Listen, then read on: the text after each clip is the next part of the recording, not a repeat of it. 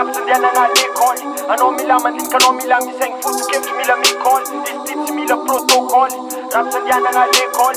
Ano mila mandinka no mila miseng futu kevju mila mikol. Istitsi mila protocole. Rapsen dia nanga l'école. Ano mila mandinka no mila miseng futu kevju mila mikol. Istitsi mila protocole.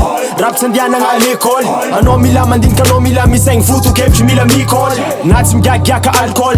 Tsy voatery koa smoke izy ty tsy laza ndafa hip hop tsy ilagna geste kara am tiktok. Rokotro zegny anao voafoky tsy magnino mety mibloky. Ty tsy sindry fefariny RP tsisy tam fa stylo ndraiky cahier. Ty tsy misy stily na mivilivily kôfa agnaty raby hip hop hop. Volan-draha mahitsy fa tsy mirekiry tsô manampy tena tiktok tok. Zava agnaty game naty senao zay miraty lôso no stop top top. No malegny za mangady lavaka livegna na mitady sok sok sok. Raha nambarako fa empaka za tsy miaraka amin'olo pelaka za. Magnambôny tegna ambakegna tsy zesizesy ty tsy vazivaza. Nataona ndre taraiky amila mody na taraiky fa tsy mandafy vôtsy. Magnetsiky pila tsy mila milo meborotsaka niny efa hitanego. Izy ty tsy mila protocole. Rapy andehanagna l'école. Anao mila mandinika anao mila misaigny foto-kevitry mila mikôly. Izy ty tsy mila protocole. Rapy andehanagna l'école.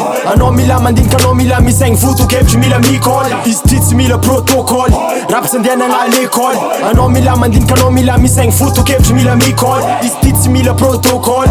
Rapy andehanagna l'école. Anao mila mandinika anao mila misaigny foto-kevitry mila mikôly. Freestyle tsy mila protocole. Hip hop tsy mitampoko alcool. Anao mila mandinika anao mila misaigny mitandregny amin'ny parole. Maro baka raha hita na eto amitsika nampita. Horonan-tsary maro mamoafady magnaboaky balita.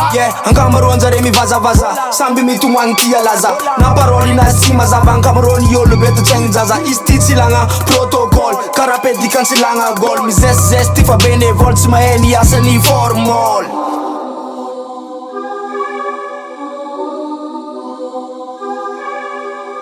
Awesome.